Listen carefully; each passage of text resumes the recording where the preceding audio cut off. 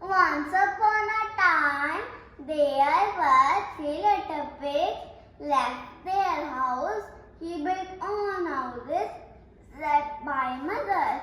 First pig is very lazy and he built a house of straw. And second pig is also too lazy and he built a house of sticks.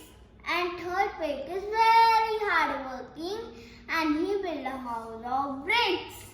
Soon the bad wolf came and he knocked the straw house. And first pig said, no, very no, chinny chan chan. And wolf said, I will puff and blow your house. And he blew the straw house and stick house. And then both pigs run to brick house.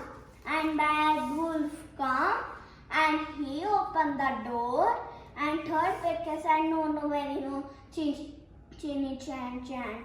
And wolf said, I will puff and blow your house. And he could not blow the house. And wolf entered from the chimney and pigs put a pot